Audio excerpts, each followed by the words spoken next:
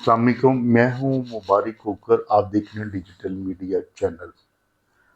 سیالکوٹ کے علاقہ میں شوہر کی فائرنگ سے بیوی اور ساس موت کے منہ میں چلی گئی۔ شوہر کو اس طرح کا کیا لالچ آیا کہ اس نے دونوں کو قتل کرنے میں ہی اپنی بخشش سمجھی۔ یہ ملزم ہے بلال، مقتولہ بیوی نائلہ 23 سالہ جس کی عمر ہے، اس کے بعد ساس ہے 42 سالہ زوبیہ رمضان۔ ملزم جو تھا بلال، وہ اپنی چھوٹی سالی سے وہ لو کرتا تھا، وہ پیار کرتا تھا، اسے پسند کرتا تھا۔ ظاہر ہے تالی ایک ہاتھ سے نہیں بچتی۔ دوسری طرف سے یعنی کہ سالی کی طرف سے بھی کوئی نہ کوئی پازیٹیو رسپانس ہوتا ہوگا، جس وجہ سے بلال نے اتنا بڑا قدم اٹھایا کہ بیوی وہ بھی اس راہ میں رکاوٹ تھی، روڑا تھی، ساس اس نے بھی نہیں کرنے دینا تھا یہ معاملہ، تو پھر اس نے دونوں کو قتل کر دیا۔ بلال جو تھا وہ اپنی سالی سے پیار کرتا تھا، لو کرتا تھا، وہ اس کو پایا تکمیل تک پہنچانے میں جو اس نے غنیمت سمجھا بیوی کو قتل کرنا اور ساس کو قتل کرنا۔ عجیب منطق ہے لوگوں کی۔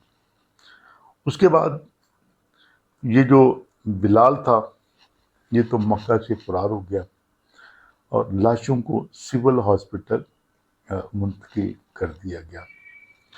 اس سے پہلے بھی ایک شیخو پورہ کے علاقہ میں واقعہ ہو چکا ہے، جہاں پہ یہ چند روز پہلے کی بات ہے، جہاں پہ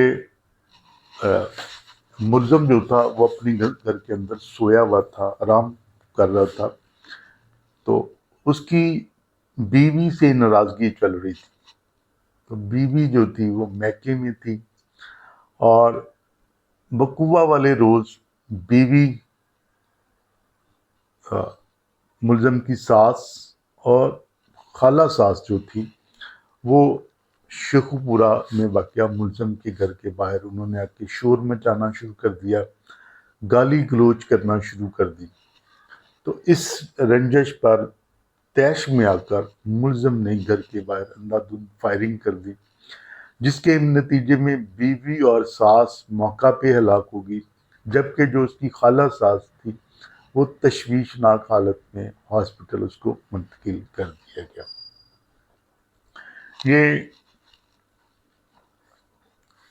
اس میں کوئی نہ کوئی مسئلہ ہوتا ہے، جس وجہ سے ایک ملزم جو شوہر کی شکل میں ہوتا ہے، درندہ کہہ لیں سے، وہ آپ کسی نہ کسی مسئلے کو گھات لگائے، عزت کو گھات لگائے بیٹھا ہوا ہوتا ہے۔ یہ خالی ایک بندے کا ہی قصور نہیں ہے، ٹھیک ہے شادی ہوگی کسی کی، لیکن خدا کے لیے گھر میں اتنا فری نہ کریں کہ وہ کسی اور آپ کی کسی دوسری عزت پر ہاتھ ڈالنا شروع کرتے ہو، نیت اس کی خراب ہو جائے، نیت میں فتور آ جائے۔ اس سے بہتر ہے کہ اس کو اس کی حد تک ہی رکھا جائے، اوقات تک رکھا جائے، بیوی اس کی تک ہی محدود رکھا جائے۔ باقی کے جو لوگ ہیں، خاص میں سسٹر ان لاز ہیں، ان کو شوہر جو ہے نا، بہن کا شوہر جو ان کا بہنوئی لگتا ہے، ان تک جو رسائی ہے اس کو ناممکن بنایا جائے۔